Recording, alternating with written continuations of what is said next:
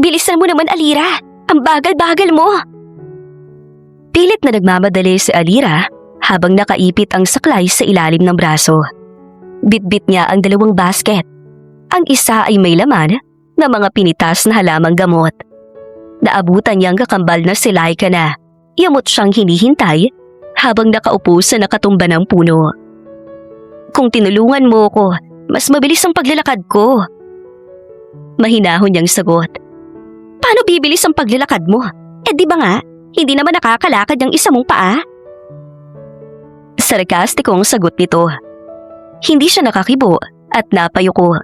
Hindi niya pwedeng makalimutan ang katotohanan na yon dahil walang araw na hindi ipinaaalala iyon sa kanya ni Laika. Kilos na! Kumuha ka na ng kamote! Tiningnan niyang ibinato nitong pangbungkal ng lupa pagkatapos ay tumingala si Laika sa langit. Kailan kaya tayo makakababa sa bundok na to? Binalanse ni Alira ang sarili. Itinabi ang saklay at sinikap na makaupo. Sinimulan niyang magbungkal ng lupa at pinakinggan ang hindi matapos-tapos na reklamo ng kakambal. Sawa na akong kumain ng kamote. Gusto ko naman matikman ang buhay na sa ibaba.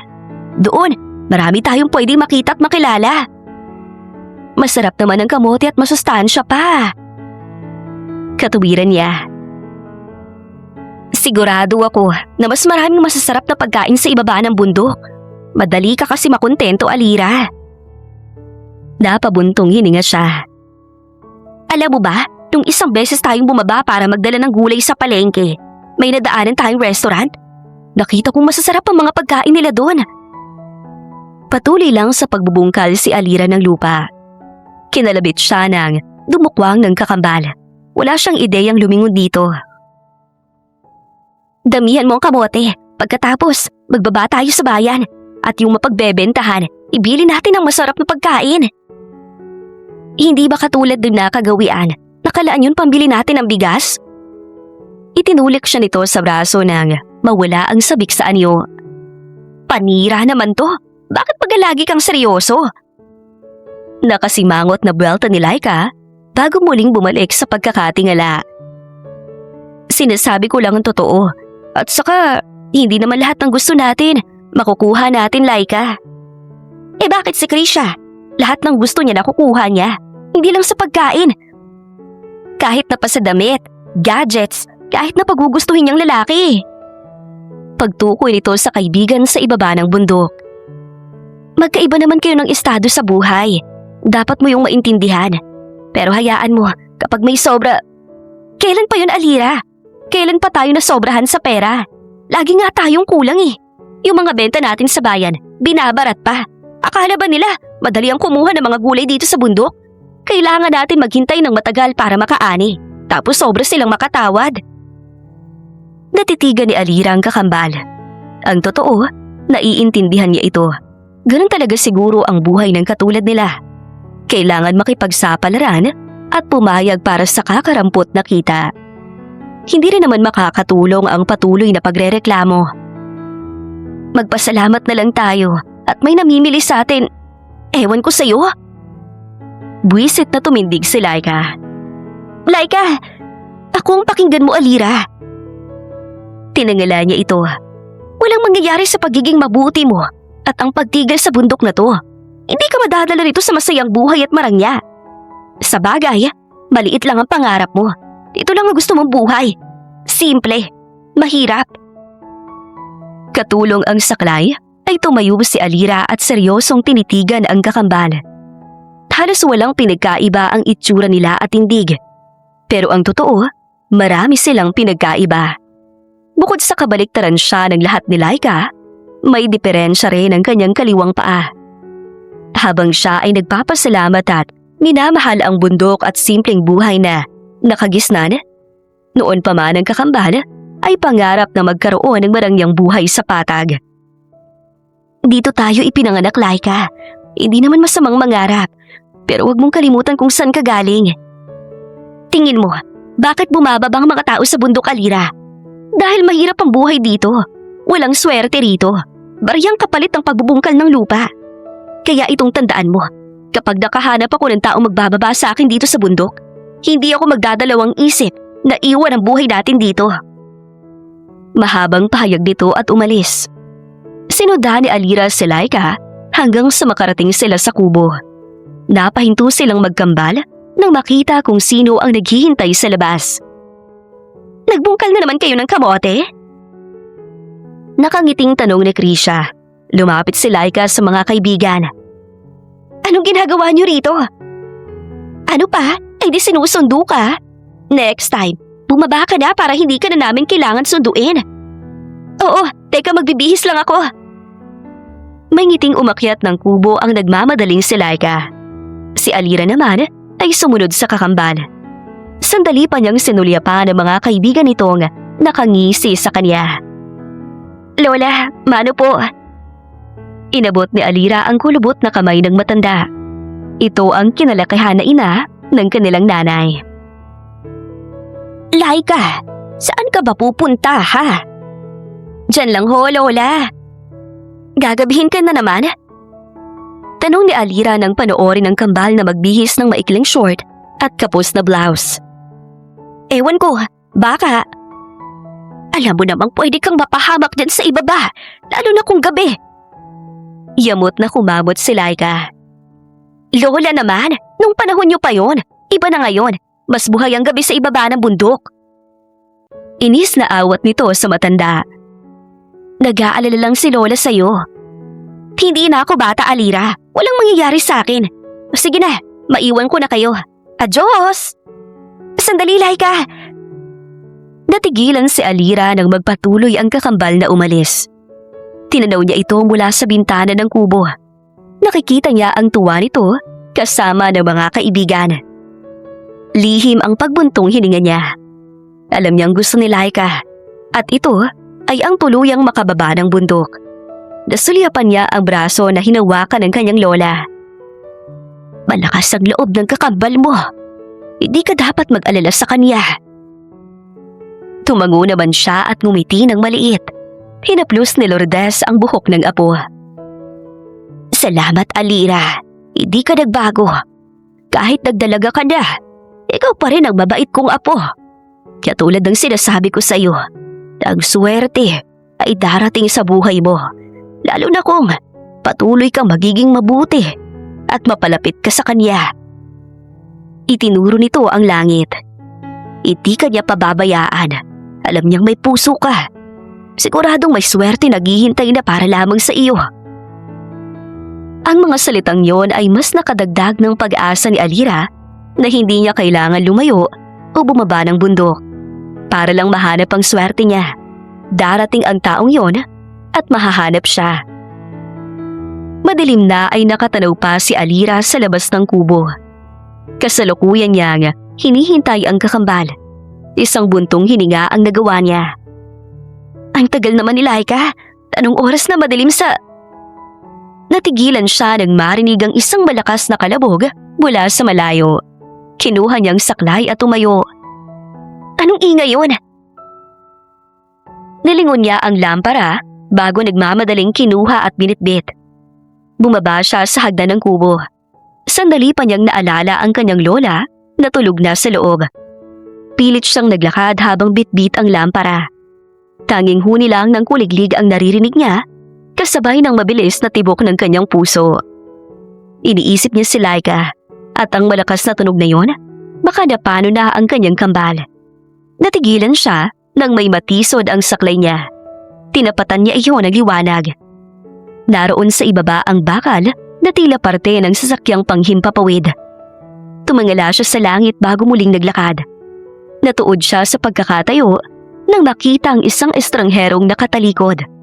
Mas lalo siyang nakaramdam ng kaba. Ayos ka lang ba? Naging maraha ng takot niyang hakbang. Huminto siya sa tapat ng walang malay na tao. Bumaba siya kasama ang lampara at saklay. Dahan-dahan ang kamay niya nang hawakan ang balikat nito bago ito maingat na hinarap. Kumurap ang mga mata ni Alira nang makita ang isang lalaki. Mapula at may mga sugat ang talukap ng parehong nakasarado nitong mga mata. May mga bahid ng dumi at galos din ang noo at pisngi nito.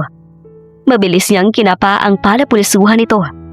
Agad siyang kumilos nang maramdaman ang pulso ng estranghero. Huwag kang mag-alala. Sandali, tutulungan kita. Kahit hirap at doble ang bigat nito sa kanya, ay ginawa niya ang lahat para mabuhat ito. Nanginginig ang kamay niya nang abutin ang lampara sa ibaba. Mabagal ang hakbang niya, habang ipit-ipit ng bibig ang hawakan ng lampara. Sandali pa siyang bumagsak habang alalay ang estranghero. Narinig niya ang mahinang boses nito. Nandito ako. Tutulungan kita. Malapit na tayo.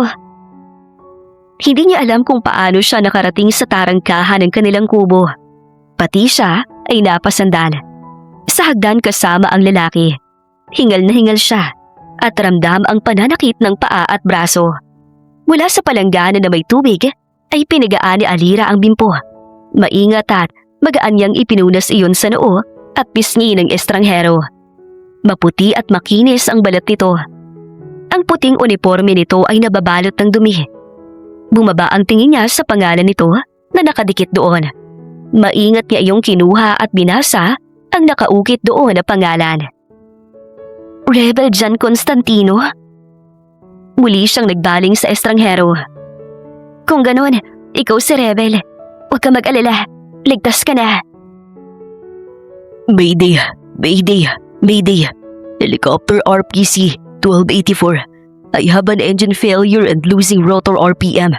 Position: Sierra Madre Mountain Range, approximately 10 miles northeast of Tanay.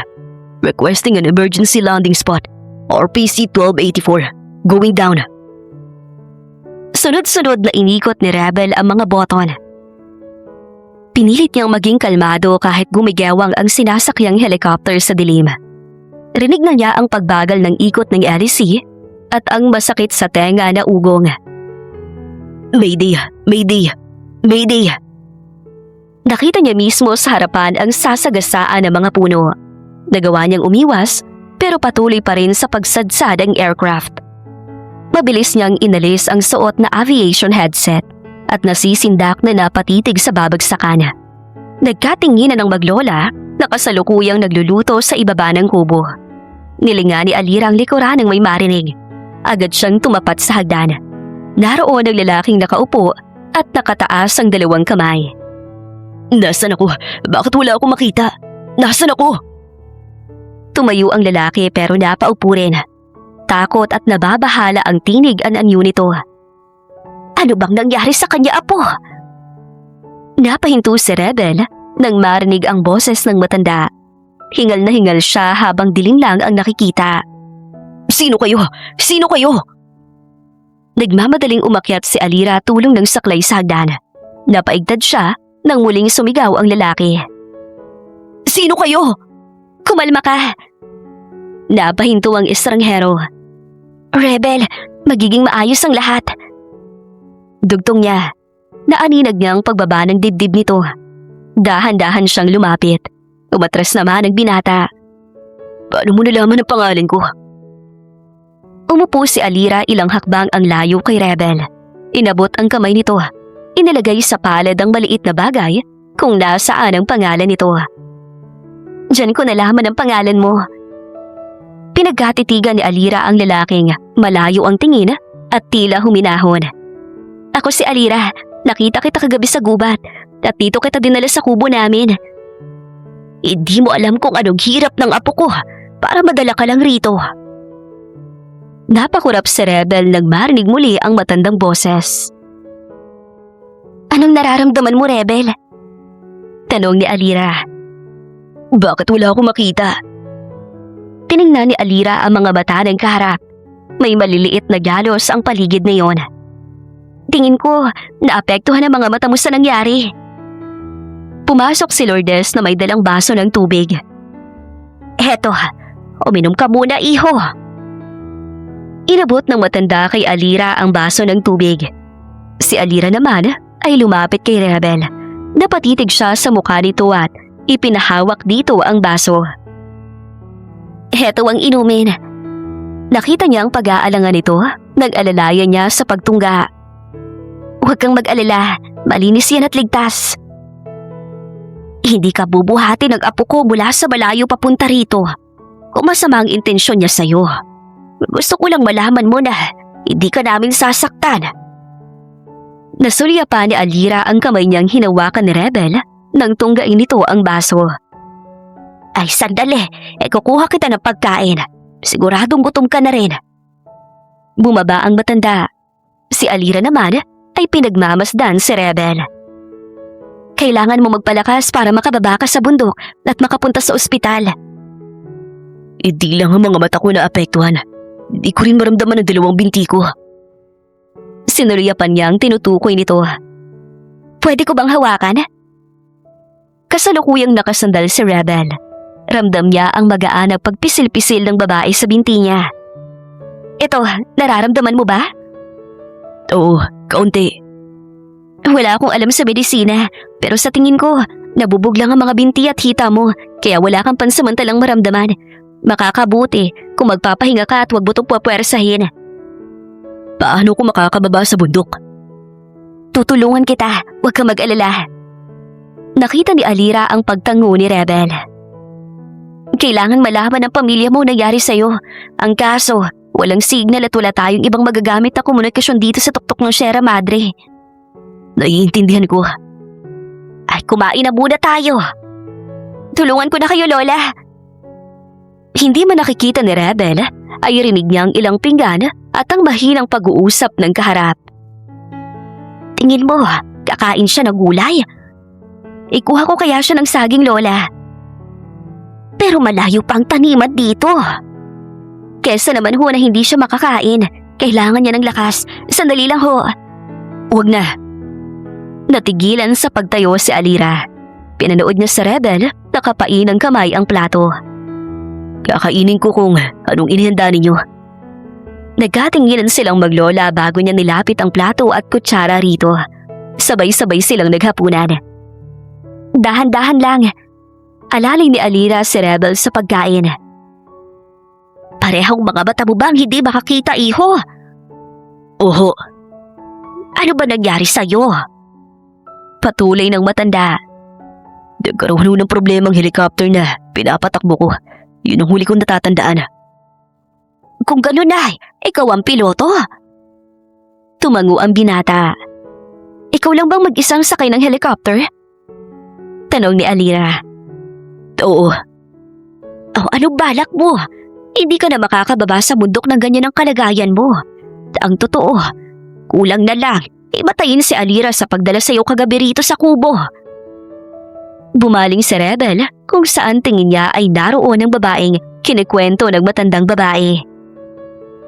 Alira? Nahihiya ang nagawang ngiti ng dalaga. Salamat sa ginawa mo. Ginawa ko lang ang tama, Rebel. Kailangan mo ng tulong, kaya yun ang binigay ko. Pero hindi pa rin lahat gagawin yun, kaya salamat. Sinalubong niya ang mga mata ni Rebel na kahit walang makita, ay may kaba pa rin niyang pinagmasdan. Napatingin lang siya sa kanyang lola na ngumiti. Lihim na sinulyapan ni Alira ang katabi at nang makita ang hirap nitong tutunggain ang baso ng tubig, ay agad niya itong tinulungan. Salamat. Nagdaiti ang kamay nila at hatid yon ang kakaibang pakiramdam na umaabot sa puso niya. Nang matapos ang kumain, ay nilapitan ni Alira ang nakaupong si Rebel. Si Lola Lourdes muna ang bahala sa'yo. May pupuntahan ka? Kukuha lang ako ng halamang gamot para sa mga sugat mo. Salamat, Alira. Walang anuman. Bumaba ng hagdan si Alira at umalis. Rebel, nandito ang ilang lumang damit. Umupo si Lourdes at tinulungan ng binata sa pagtanggal ng butones nitong suot. Hindi man nakikita ni Rebel, ay tuluyan siyang sinuutan ng matanda ng komportableng kamiseta. Malayo ho bang pagkukunan ni Alira ng mga dahon? Medyo. Hindi ho ba delikado? Babahi ho siya at masukal sa daan. Ay, nag-aalala ka ba kay Alira? Ayoko lang ho na may mangyari sa kanyang masama dahil sa akin. Alam mo, alam ni Alira ang lahat ng sulok ng bundok. Dito siya ipinanganak at lumaki.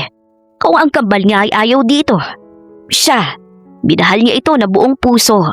Kaya tingin ko, nagbunga ng pagmamahal niya na yun. Makahulugang pinagmasdan ni Lourdes sa Rebel na kumunot noo. Bay kambal ho si Alira? Oo, si Laika. Sandali lang at may sinalang ako na tubig para sa'yo. Bumaba ang matanda. Si Rebel naman ay napahinga ng malalim. Naalala niya ang kwento ng matanda tungkol sa hirap ni Alira sa pagdala sa kanya. Ngumuya pa ng bubblegum si Laika nang makalapit sa hagdan ng kubo. Lola! Tumaas ang isang kilay ni Rebel. Alira? Napunta ang tingin ni Laika sa lalaking nakaupo sa kubo nila mula sa pagkakalingon kay Lourdes. Sino naman to? Tanong nito nang umakyat sa hagdan. Sa narinig ni Rebel ay alam niyang hindi si Alira ang dumating, kundi kaboses lang nito. Inipit ng nakangiting si Laika ang buhok sa magkabilang tenga at maarteng lumapit sa binata. Itinaas pa nito ang kamay para kumaway. Hello, bisita! Hindi kanya nakikita. Wala siyang paningin. Nawala ang ngiti ni Laika at umangat ang sulok ng labi. Bulag? Oo, apo. Niligtas siya nagkakabal mo kagabi. Seryosong binalingan ni Laika ang matanda na umakyat sa hagdan. Lola, naiintindihan ko na gwapong lalaking to para tulungan ni Alira. Pero kung hindi naman siya nakakakita, magiging pabigat lang siya. Umigting ang panga ni Rebel sa narinig. Agad namang sinaway ng matanda si Laika. Ibinaba ang palanggana bago hinila pababa ang apo. Huwag ka nga magsalita ng ganyan! Iniwas ng walang emosyong si Laika ang braso na hawak ng matanda bago tinanaw ang lalaki na nakaupo. Lola, tayo nga lang hirap na sa buhay. Nagdagdag pa kayo ng intindihin? Nasaan ba yung magaling kong kakambal? Para naman masabi ko sa kanya ito ng harapan. Tumanaw-tanaw sa malayo si Laika. Hanggang sa matanaw nito ang kakambal na paika-ika, bitbit ang mga dahon. Ito na palang anghel. Sarkastikong anito. Ngumiti si Alira nang makita ang kambal. Nandito ka na pala, Laika. Ipinagtabi kita sa mesa ng pagkain. Bakit ka sumaklolo ng isang bulag? Kumurap ang mga mata niya. Alira naman. Oo, gwapo siya. Pero kung bulag naman, para ka nagpukpok ng bato sa ulo mo. Perwisyo lang yan. Laika, hindi ka dapat nagsasalita ng ganyan. Hinarap siya ng kakambal. Bakit? Anong gagawin mo? Sinulyapan niya si Rebel na nakaupo sa kubo. Ang mga mata nito ay malayo ang tingin at sigurado siyang sa lakas ng boses ng kakambal ay naririnig sila nito. Binalikan niya ng tingin ng kaharap. Kailangan niya ng tulong kaya ako siya tinulungan. Nabulag siya dahil sa aksidente at hindi siya pabigat. Kung ayaw mo siyang tulungan, hindi kita pinipilit. Nilampasan niya ang kakambal at dire-diretso sa kubo. Hinarap niya si Rebel. Ayos lang ba ang lahat? Oo, ayos lang. Meron akong dahon ng bayabas dito. Sinimulan niyang ilabas ang mga dalang dahon. Tinulungan naman siya ng kanyang lola. Sana makatulong to. Aniya, habang dinidikdik ang dahon sa almires. Ay sandali, kukuha lang ako ng malinis na tela. Anong ginagawa mo? Nilalabas ko ang katas ng dahon ng bayabas. Ang dahon ng bayabas ay may pamatay mikrobyo at pampahupa ng pamamaga. Kung ang pagkabulag mo ay sanhi ng sugat o impeksyon sa paligid ng mata mo, naniniwala ko makakatulong to. Napangiti si Rebel sa hanga sa narinig sa dalagang. Tingin niya ay maraming alam sa mga halamang gamot. Eto na ang tela. Salamat, Lola. Sandaling lumapit si Alira sa binata. Pumikit naman si Rebel. Ramdam niya ang haplos ng magaan na kamay sa kanya. Pagkatapos lagyan ni Lira ng katas ng bayabas ang mga paligid ng mga mata nito, ay sandali niyang pinagmasdan ng kaharap. Pagkatapos ay tinali ang puti at pahabang tela paikot sa mga mata ng binata. Akmang ibababa niyang kamay nang hawakan yun ni Rebel. Kinakabahan siyang napatitig dito. Salamat. Maraming salamat, Alira. Kailan siya bababa? Seryosong singit ni Laika na nakahalukip-kip pa. Bumitaw naman si Rebel nang marinig ang kakambal ni Alira. Walang tutulong sa kanyang bumaba. Tumingala naman si Alira sa kakambal. Pwede mo ba kaming tulungan? Sa ginagawa ko, pwede tayo makababa ng bundok. Pero dyan sa pagtulong niyo sa kanya, hindi ako sigurado. Dire-diretsong pahayag ni Laika at umalis. Nagkatingin na naman silang maglola. Pasensya na kayo. Siguro, kailangan ko na talagang makababa ng bundok para hindi na maging pabigat sa inyo. Walang problema sa amin, Rebel. Ang mahalaga, matingnan ka ng doktor sa ibaba ng bundok. Pero mahihirapan kang bumaba na ganyan ang kalagayan mo, Rebel. Oo, kaya mo na maglakad, pero wala ka pa ring makita. Bababaho ako ng bundok. Tatawag ho ako ng mga taong makakatulong para maibaba si Rebel. Apo, kaya mo bang bumaba? Sinulya pa ng matandang saklay niya. Ngumiti siya rito at tumango. Kailangan ho ni Rebel ang atensyong medikal, kaya bababaho ako. Kinuha niya ang saklay at akmang tatayo nang may humawak sa braso niya. Marahan siyang lumingon. Hawak ni Rebel yun habang ang mga matang walang makita ay nakatitig sa kanya. Salamat. Mag-ingat ka. Huwag kang mag-alala. Babalik ako at may kasamang tutulong sa iyo. Marahan na bumitaw si Rebel. Rinig niya ang tunog ng saklay palayo. Hindi niya inaasahang matatagpuan sa pinakamadilim na parte ng buhay niya ang walang kasing buting babae na kanyang nakilala. Ramdam niya ang pagmamalasakit nito at tunay na pagtulong sa kanya na walang alinlangan at pagdadalawang isip. Habang palayo ito, ay hiling niyang maging ligtas ito habang pababa ng bundok. At sana may mahanap itong makakatulong sa kanya. Para sa pagbaba ng bundok at pagbalik ng paningin, ay ito agad ang kanyang hahanapin. Pagod na pagod at pababa na ang araw nang makababa ang nakasaklay na si Alira sa bundok. Ang diretso niya ay sa magkakalapit na bahay. Kumatok siya sa pinto ng bahay ng ginang na si Nelia at padalas na bilhin ang inaani nila. Aling Nelia? Oh, Alira, may dala kang kamote? Wala ho, pero kailangan ko ng tulong. Nahihiyaman ay sinabi na niya ang pakay. Oh, ano yun? May lalaki sa itaas na kailangan ng tulong. Lalaki? Oo, siya si Rebel. Bumagsak ang sinasakyan niyang helicopter. Lumaki ang mga mata ni Nelia. Helicopter? Ibig sabihin, siya yung piloto na hinahanap sa balita. Siya naman ang nagtaka. Hinahanap siya? Sandali. Nagmamadaling kinuha nito ang remote ng TV at binuksan. Nilipat-lipat nito iyon sandali bago inihinto sa isang balita. At napakurap siya nang makita ang naroon. Si Rebel ngayon, anak ng may-ari ng isang airline. Piloto ito at susunod na tagapagmana. Nilinga siya ng ginang. Siya ba ang lalaking nasa bahay ninyo, Alira? Oo, siya ngayon. Kailangan nilang malaman na buhay pa siya at kailangan niya ng tulong. Tiningnan niya ang ginang. Tulungan niyo ho akong maibaba siya. Walang problema. Maingat na nakikinig si Rebel sa mga tunog na naririnig ng kanyang tenga. Nang marinig ang kaluskos, ay agad siyang tumayo. Alira? Ay pukang bibig mo na si Alira, Rebel. Lola Lourdes, kayo ho pala. Ngumiti ang matanda at lumapit sa binata.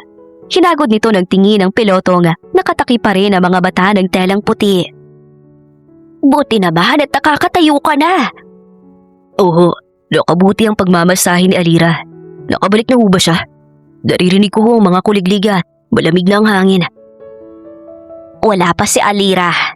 Talagang aabutin siya ng dilim sa pag-akyat sa bundok dahil sa layo at kalagayan niya. Naglinya ang noo ni Rebel. Kalagayan niya? Ulit niya. Oo. Naputol ang sasabihin ng matanda nang marinig ang parating. Agad itong sumilip sa bintana ng matanawang ilang sulo ng apoy at ang liwanag mula sa flashlight ay tuwang-tuwa itong nagtungo kay Rebel. Ano ho yun, Lola Lourdes? Nariyan na ang tutulong sa'yo. Pinisil nito ang balikat niya habang rinig niya sa tinig ang tuwa. Napangiti naman siya. Diyan na ho si Alira? Sabik niyang tanong. Lola, Rebel! Hirap na umakyat si Alira sa hagdan. Sinalubong naman siya ng kanyang lola at ang alalay nitong si Rebel. Alira? Kumakapa-kapa ang kamay nito sa hangin, kaya hinawakan niya ang palad ng piloto. Rebel, may mga taong narito para tulungan ka. Talaga? Binalingan ni Alira ang mga taong kasama ni Nelia. Mga kalalakihan yon na mag-aalalay sa piloto. Kasama ko si Aling Nelia at ang kapitbahay niya. Dadalhin ka nila sa pinakamalapit na ospital. Hindi ka sasama? Seryosong binalikan niya ng atensyon ang kaharap. Kung sasama ako, matatagalan ka pang makababa. Huwag kang mag-alala, mapagkakatiwalaan sila. Pero Makasingit lang, kailangan nating bilisan bago pa umulan. Mahihirapan tayong bumaba ng bundok dahil matarik at madulas. Tama si Aling Nelia, Rebel. Kailangan mo nang sumama sa kanila. Sandali niyang inayos ang pagkakatali ng tela sa mga mata nito. Eto ang isuot mo sa kanya. Inabot ni Lourdes sa apo ang mahabang manggas. Isinuot naman iyon ni Alira sa binata. Muling hinanap ni Rebel ang kamay ni Alira. maraming salamat sa inyo, Lola Lourdes. At lalo na sa iyo, Alira. Utang na loob ko sa inyo ang pangalawang buhay ko. Tumango si Alira at malungkot ang nagingiti. Hinaplos niya ang ibabaw ng kamay ng binata. Sige na, kailangan mo nang umalis. Babalikan kita. Pangako, aakit ako rito sa bundok para ibalik ang lahat ng magagandang ginawa mo para sa akin. Magpagaling ka, Rebel. Bumitaw ito sa kamay niya at niyakap siya ng mahigpit. Marahan niyang itinaas ang isang kamay at hinaplos ang likod nito. Muli siya nitong hinarap. Malayo ang tingin ng itaas ang palad at maingat na kinapa ang mukha niya. Hindi kita makakalimutan, Alira. Babalik ako. Inabot ng matanda ang isang kamay ni Rebel. Babalikan ko kayo ni Alira, Lola Lourdes. Ipagdadasal ka namin, Rebel. Tuluyan nilang iginiya na bumaba si Rebel pababa ng kubo at ibinigay sa mga tao. Tiningnan ni Alira ang ginang. Kayo na ang bahala sa kanya, Aling Nelia. Huwag kang mag-alala, Alira. Tumalikod na si Rebel, alalay ng ilang lalaki. Si Alira naman ay pinagmamasdan ng paglayo nito. Umaasang tuto pa rin ito ang pangakong iniwan sa kanya. Makalipas ang ilang buwan, natagpuan ni Alira ang sarili na nakasaklay at nakatanaw sa kahoy na tarangkahan. Naalala pa niya ang gabing umalis ang pilotong tinulungan.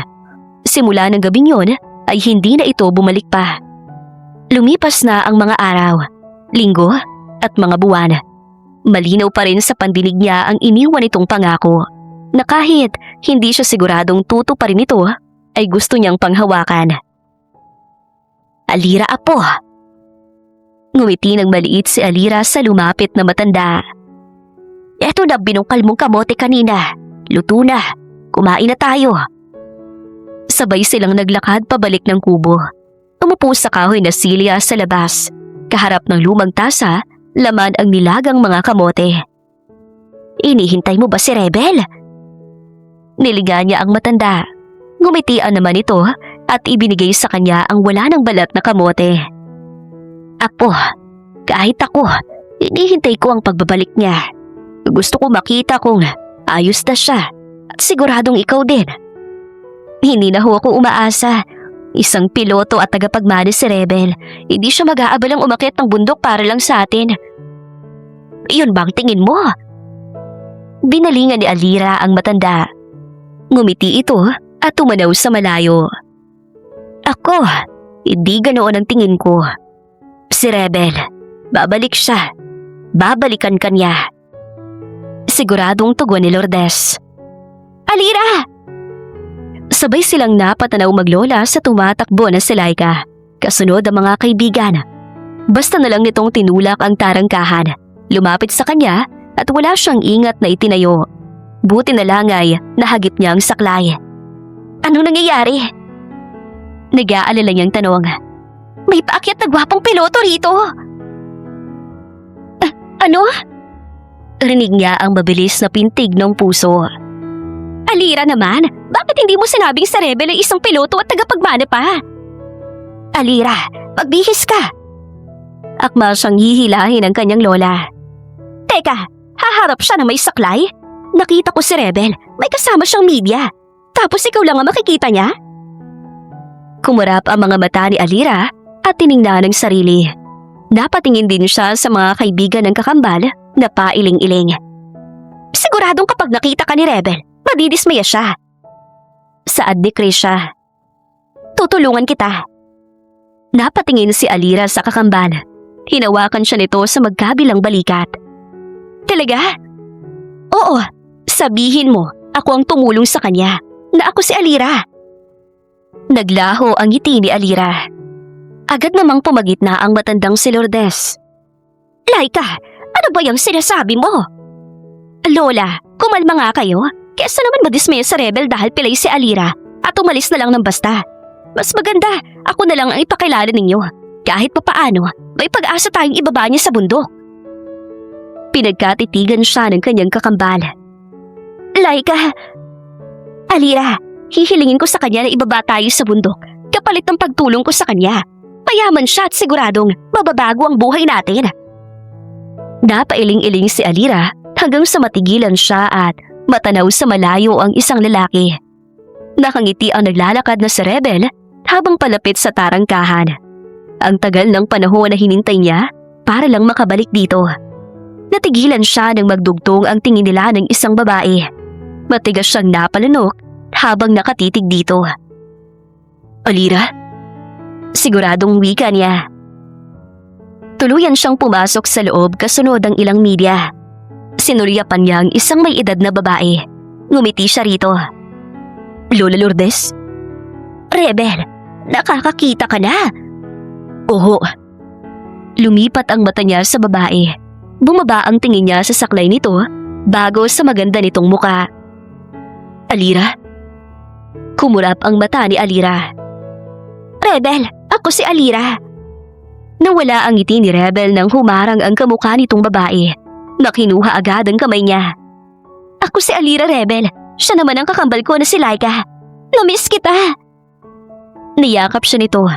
Doon niya lang naalala ang sinabi ng matanda na may kakambal si Alira. Napatingin si Rebel sa babaeng nakasaklay na umiwas ng tingin. Kung ganon, ay ito ang kambal na ayaw siyang tulungan dahil magiging pabigat lang siya. Pero sa nakikita niya ay walang kakayahan at wala sa anyo nito ang magsasabi ng ganoong masakit na salita. Kumalas at humarap si Laika sa piloto.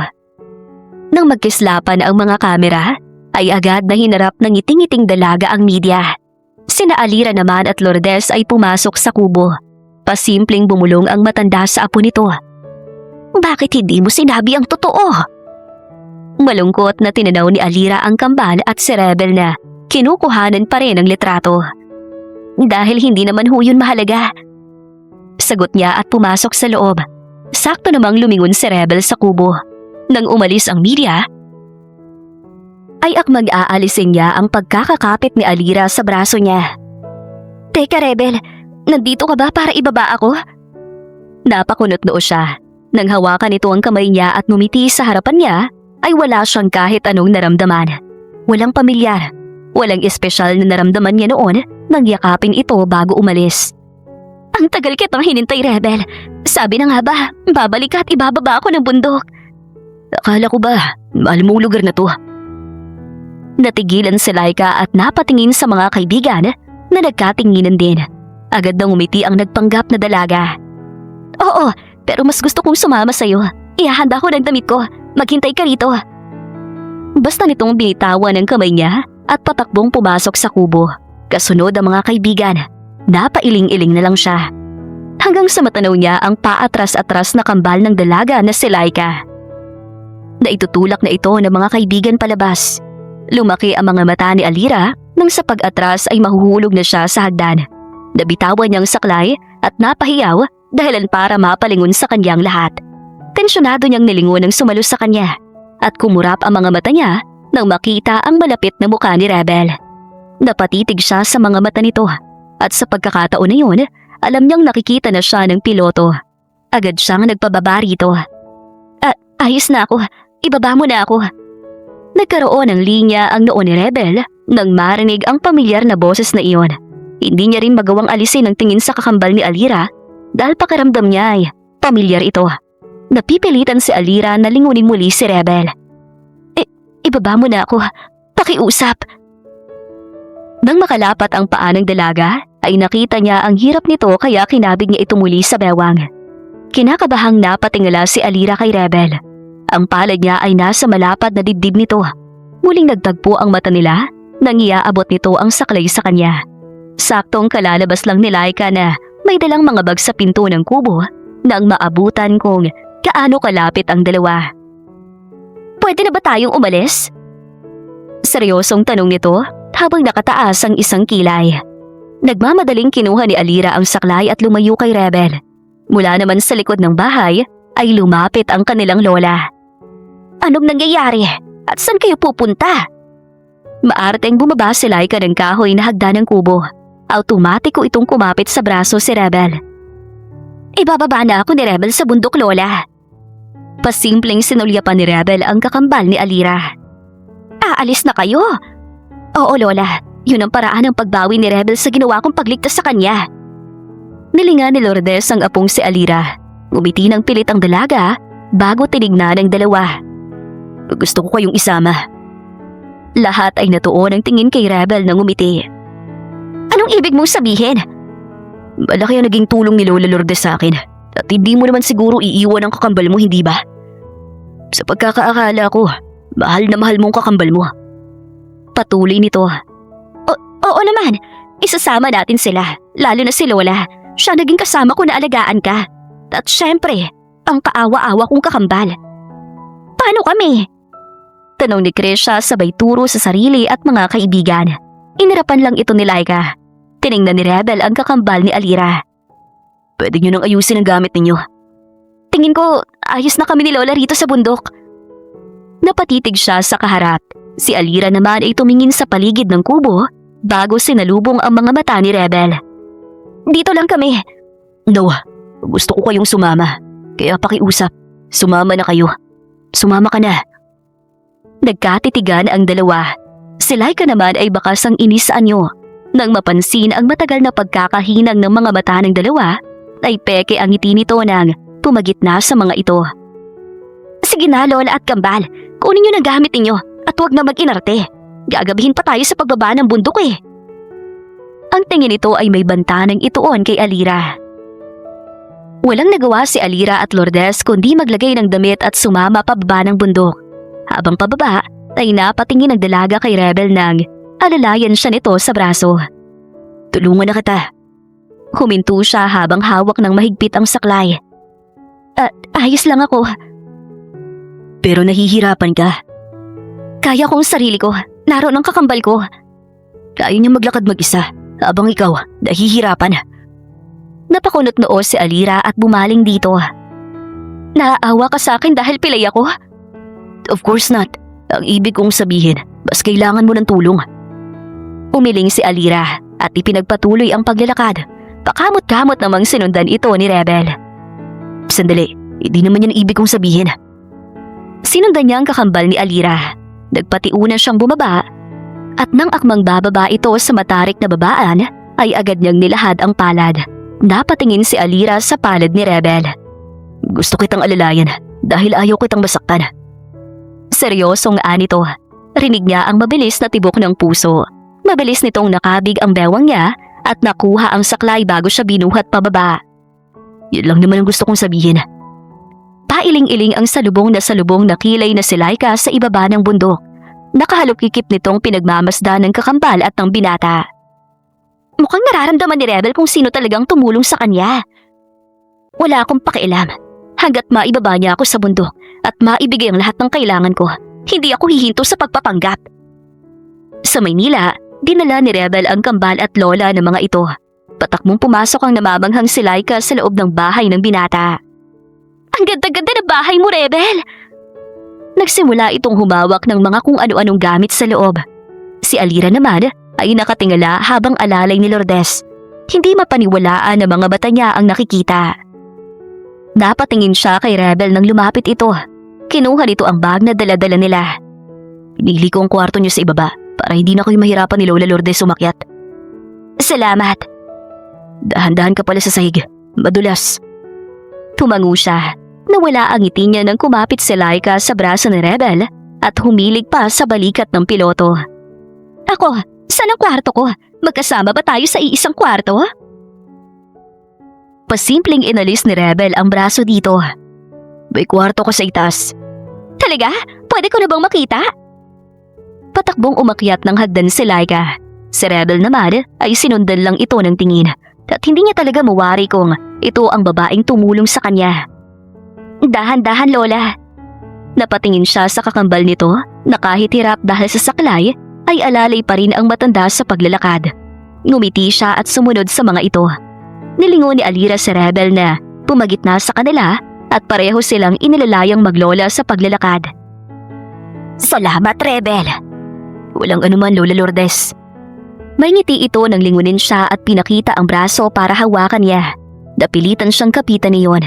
Nang maghapunan ay magkakaharap sila sa mahabang mesa na puno ng pagkain. Alangan iyong pinagmasdan ni Alira bago sinulyapan si Rebel. Anong meron? Bakit ang dami-daming pagkain? Para sa inyo. Pasasalamat ko sa pagtulong ninyo sa akin. Tingin ko hindi natin ito mauubos. Kumain lang kayo, para sa inyo talagang lahat ng yan. Sinimulan niyang lagyan ng pagkain sa plato ang katabing kakampal ni Alira. Salamat, Lola. Anong gusto niyo? Pinanood niya itong asikasuhin ng paglalagay ng pagkain sa plato ng matanda. Sa pagkakataon na yun, pumikit siya at pinakinggan ang boses nito. At tila siya binalik noon sa panahon na tilim lang ang kanyang nakikita. Napangiti siya. Ang daming pagkain! Nagmulat si Rebel sa narinig na boses na yon at naglaho ang kanyang ngiti. Naroon ang nagpapakilalang si Alira. Suot ang bagong damit na sadyang inihanda niya. Inukupahan ito ang silya at kaswal na nagsimula sa pagkain. Ang haba pa ng mesa, sana pinuno mo na. Anito sa kanya habang may laman ang bibig. Seryosong sinulya pa ni Alira ang kakambal. May gusto ka pa ba? Tanong ni Rebel kay Laika. Oo, yung karne ng baka. At tingin ko, kulang pang bagong damit ko sa kwarto. Apo, napakarami na niyon. Seryosong tiningnan ni Laika ang matanda. Lola, wala namang problema yun kay Rebel. Anak siya ng may-ari ng airline at isang piloto. Barya lang sa kanyang mga to, hindi ba, Rebel? Wala lang ang mga gamit kumpara sa pagligtas ko sa iyo noon. Lihim ang buntong hininga ni Alira. Hindi niya gusto ang nangyayari. Hindi niya gustong ginagamit ng kakambalang utang na loob ni Rebel para sa sarili nitong kasiyahan. Ngumiti naman si Rebel. Walang problema, Alira. Sabihin mo lang ang lahat ng gusto mo. Napapalakpak si Laika bago hinawakan ang kamay ng binata. Ang swerte ko talaga sa iyo, Rebel! Matapos kumain, ay nasa loob ng kwarto ang maglola. Tinabihan si Alira ng kanyang lola. Kaya ka ba tahimik dahil sa kakambal mo? Binalingan niya ito. Mali ho ang nangyayari. Walang kabayaran ng pagliligtas natin sa kanya.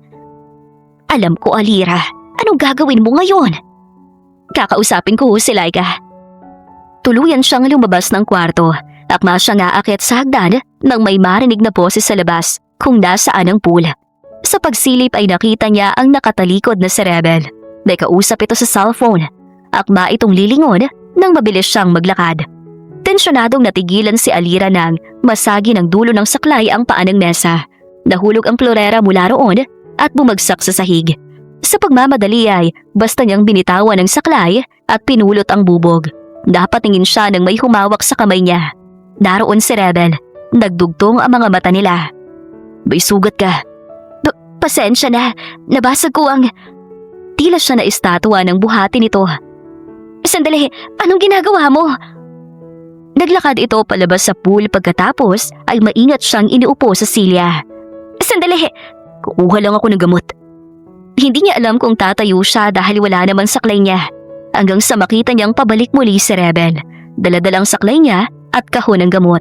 Umupo ito sa katapat niyang silya at kinuha ang kamay niya. Ayos lang, lalagyan natin ng gamot. Natahimik siya.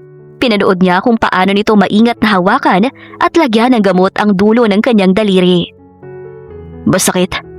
Hindi naman.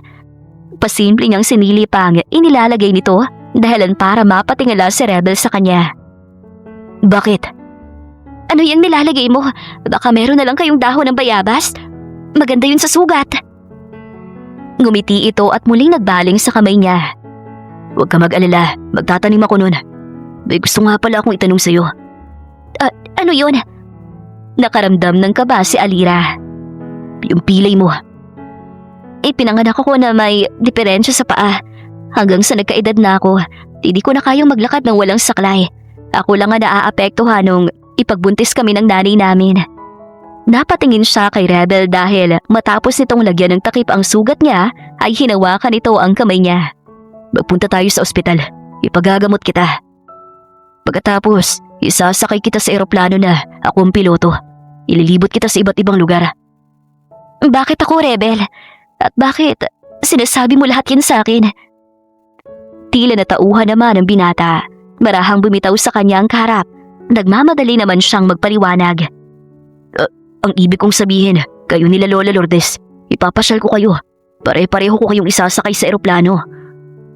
Dahan-dahang napatango si Alira at asiwang humarap sa tubig na asul na asul.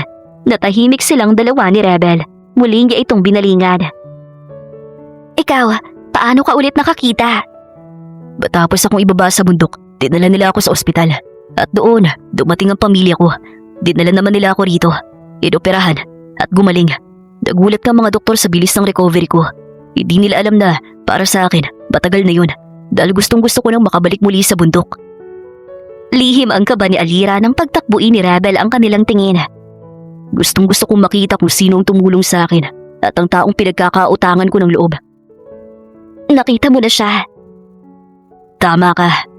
Makahulog ang tugon ni Rebel habang pinagmamasdan si Alira. Rebel? Huminto si Laika nang maabutan sina Alira at Rebel na magkaharap sa silya. Agad na lumayo si Alira. Kinuha ang saklay at tumindig. Aalis ka? Inarapan lang siya ng kambal at pumaling kay Rebel na dahan-dahang tumayo. Makikita kami nila Krisha doon sa sinasabi nilang bar. Pwede bang makahingi ng pera at ihatid mo ako ron? Anong gagawin mo doon? Nagtatakang usisa ni Rebel. Itinaas ni Laika ang bagong bag at umikot para ipakita ang suot na damit. Ganoon na rin ang mataas na sandals. Ano pa? Di magpa-party! Gusto na madamin maranasang magkakaibigan ng sosyal na party. Hindi lang ang disco sa lugar namin. Kaya halika na! Nilingon ni Rebel ang dalaga habang hinihila palayo ni Laika.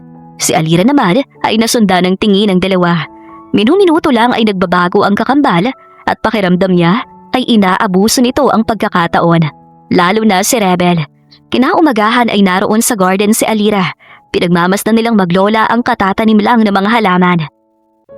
Ay napakalawak na bahay ni Rebel ano? Pinasadya niya pa tayo ng taniman at ibinili ng mga buto. Tama ho kayo. Napansin niyo ho ba kung nakauwi na si Laika? Ay hindi pa apo. Hindi naman ako makaakyat sa hagdan. Ang kasambahay lang ang nakasalubong ko sa ibaba galing sa kwarto niya. Bitbitang, maraming maruruming damit at kalat. Kalat? Hindi ho ba siya naglilinis ng kwarto niya? Siguro. At ang sabi pa ng kasambahay, mga kahon daw yun ng mga bagong damit, bag at cellphone. Ako na nga ang nahihiya kay Rebel. Gigil na napahinga si Alira. Oo, marunong siyang magpasensya sa kambal. Pero sa pagkakataon na ito, ay hindi na niya ito mapapalampas. Good morning. Kumusta ang pagtatanim niyo? Nakapagtanim na kami kasama ang mga kasambahay. May kailangan pa ba kayo? Wala na. Salamat. Nagdugtong ang seryoso nilang tingin. Rebel, pwede ka bang makausap? Yun din sanang itatanong ko sa'yo. Ngumiti ito. Binalingan ni Alira ang kanyang lola at nagpaalam. Magkasabay silang naglakad. Alalay pa siya ni Rebel hanggang sa huminto siya sa tapat nito. Rebel, yung tungkol. Kalimutan mo na. Ikaw, hindi ba may gusto kong sabihin? Oo, may good news ako sa'yo. Umangat ang magkabila niyang kilay. Hinawakan ni Rebel ang isang kamay niya. May nahanap na ako na espesyalista para sa'yo. Masaya nitong balita. Sa nakikita niyang tuwa kay Rebel para sa kanya, ay naantig ang puso niya. Naiiyak siyang ngumiti. Talaga? Oo, punta tayo ng ospital. Sasama ka ba? Tumango siya habang may mga luha. Maingat na pinunasan naman iyon ni Rebel. Huwag ka nang umiyak. Tutulungan kita hanggang sa makalakad ka. Maraming salamat, Rebel. Hinaplos-haplos na Rebel ang pisngi ng dalaga. Sa kabila ng luha, naroon pa rin ang ningning sa mga mata nito. Ang presensya nito ay nagbibigay pa rin sa kanya ng pamilyar na pakiramdam na naramdaman niya sa babaeng tumulong sa kanya habang wala siyang makita. Marahan niya itong niyakap. Napangiti siya nang maalala ang eksaktong sandaling iyon nang magpaalam bago umalis. Hinigpitan niya ang yakap sa dalaga na noon pa man kapayapaan at tahanan ng hatid sa puso niya. Kumapit ang isang kamay ni Alira sa likod ng lalaking binigyan siya ng pag-asa. Salamat. Maraming salamat, Rebel. Mahina siyang umiyak sa balikat nito. Hindi man ito alam ang totoo. May umangkin man ang ginawa niya para rito. Alam niyang nararamdaman ni Rebel ang katotohanan na hindi kailanman matatakpan. Makalipas ang ilang minuto ay lumabas si Alira. Mangiti siya nang humakbang na may humarang sa saklay niya. Itinaas niya ang tingin. Naroon ang kanyang kakambal. Saan ka pupunta? Saan kayo pupunta ni Rebel? Tanong nito habang nakataas ang isang kilay. Sa ospital. Ospital? Sinulya pa nito ang saklay niya. Oo. Sabihin mo nga sa akin, Alira. Kapag gumaling ka at nakakalakad ka na, sasabihin mo na kay Rebel ang totoo. Hindi ba yun ang tama? Sasabihin mo nga sa kanya. Wala akong sasabihin, Laika, dahil gusto ko ikaw ang magsabi ng totoo sa kanya. Nabwisit agad ang anyo ni Laika. Ano bang sinasabi mo? Huwag mong abusuhin sa Rebel. Natawa ito ng pagkatapos ay humalikot-kip sa harap niya. Kahit magpabili ako ng mansyon sa kanya, hindi mauubos ang pera niya. Hindi yun ang punto, Laika. Nanluloko ka ng tao para sa pera. Hindi ito nakasagot. Lumapit siya sa kakambal at pinagkatitigan nito. At mali yun. Humakbang na siya pero mariin na pinigilan ni Laika ang braso niya at seryoso siyang tiningnan sa mga mata. Hindi mo sinagot ang tanong ko. Sasabihin mo ba ang totoo sa kanya? Hindi, dahil gusto ko ikaw ang gumawa niyon. Yun ang hindi mangyayari. Naglinya ang noo ni Alira. Laika! Kapag tinanggap mong inaalok niyang pagpapagaling sa mga paa mo habang hindi sinasabi ang totoo, pareho lang tayong dalawa. Inaabusong pagkakataon. Hindi yan totoo. Yan ang totoo, Alira. Hindi mo sasabihin sa kanyang totoo dahil ako ang mapapahamak. Ngayon, kung hindi mo sasabihin sa kanya, hindi ko rin sasabihin ang totoo. Nilapit nito ang muka sa kanya. Kung kilala talaga ni Rebel ang babaeng tumulong sa kanya habang wala siyang makita, malalaman niyang totoo. Naiiyak na napahinga si Alira nang umalis ang kakambal. Matyaga naghihintay si Rebel sa entrada ng bahay. Agad siyang ngumiti at lumapit nang makita si Alira. Halika na. Tumaas ang seryosong mukha nito.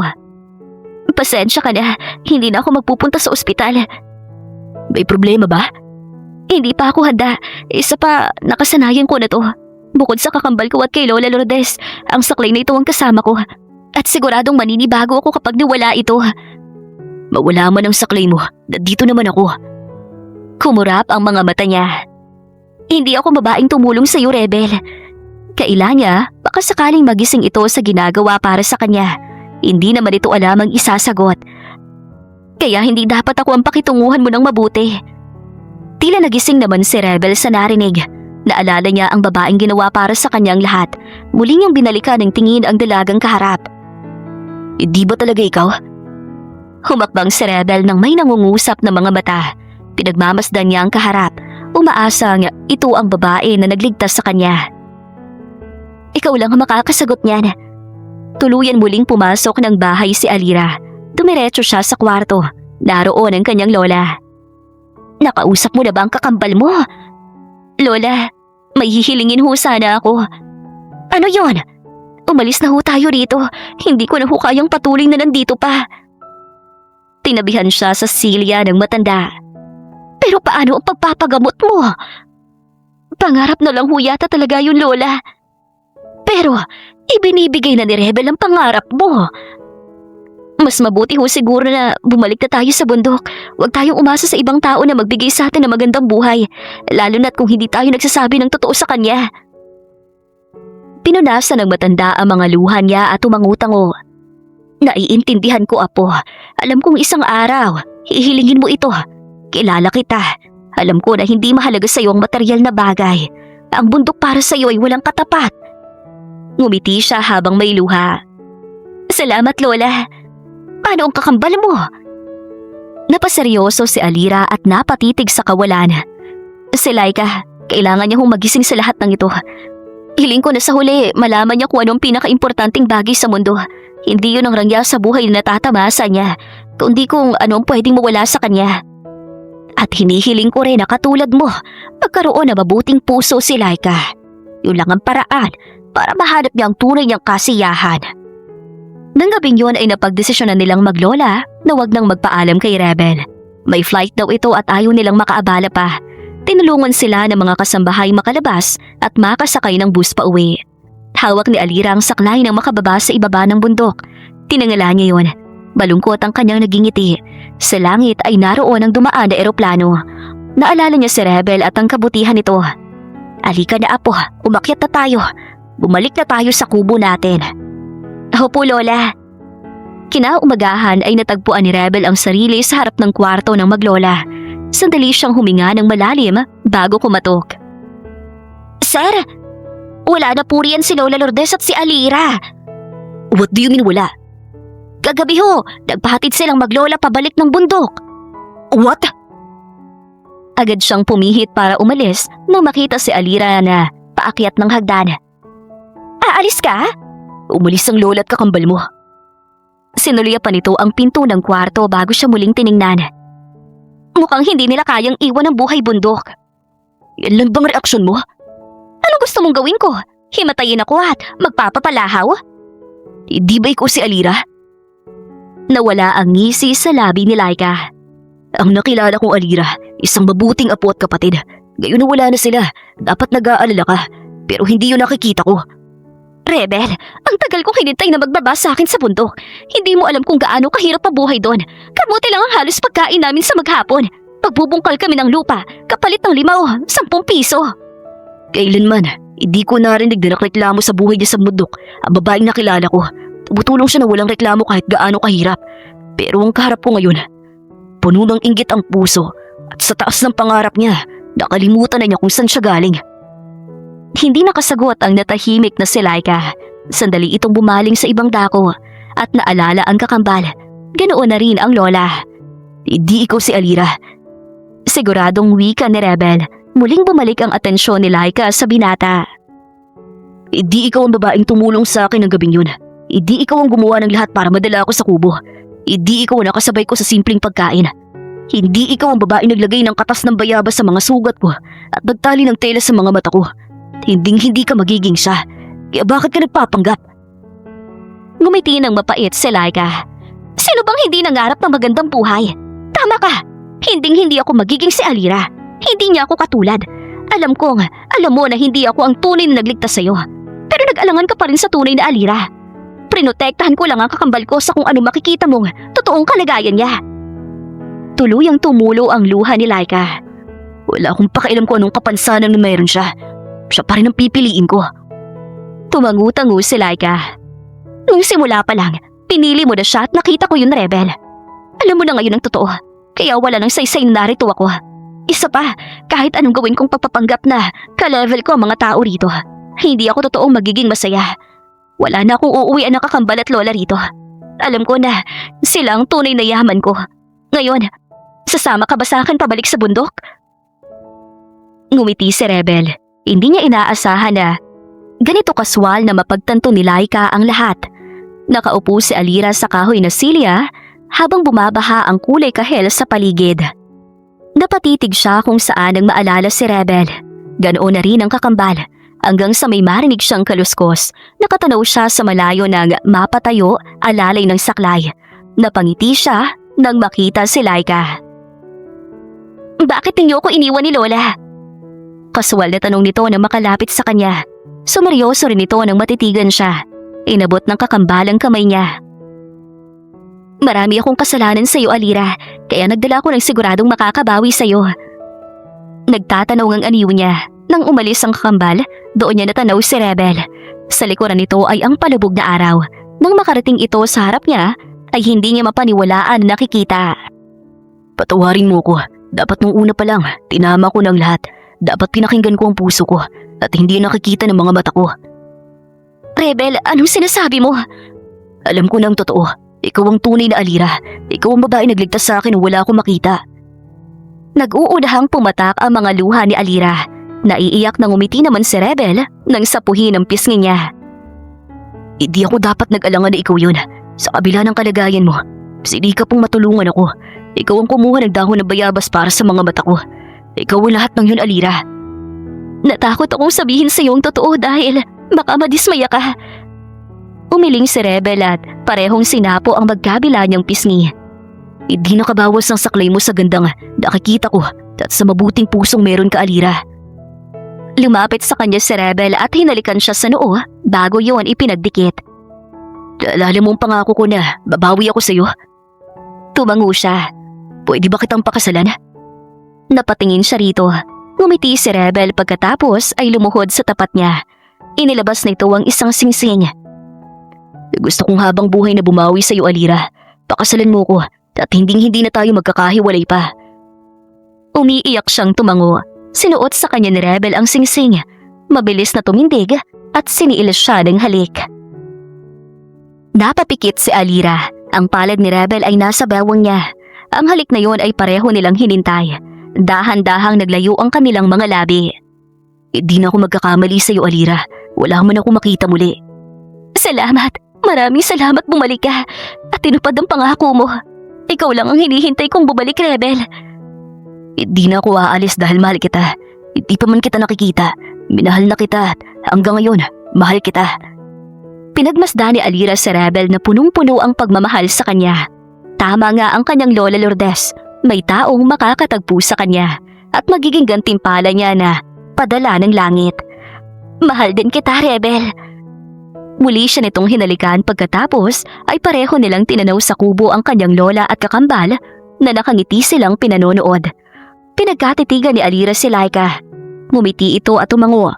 Bukod kay Rebel, alam niyang babalik ang kakambal. Magkarugtong ang buhay nila. Huli man, napagtanto pa rin itong ang buhay ay hindi lang tungkol sa yaman o hirap. Ang buhay ay tungkol din sa pamilya na para sa kanilang laking hirap ay tunay na kayamanan. Ang wakas.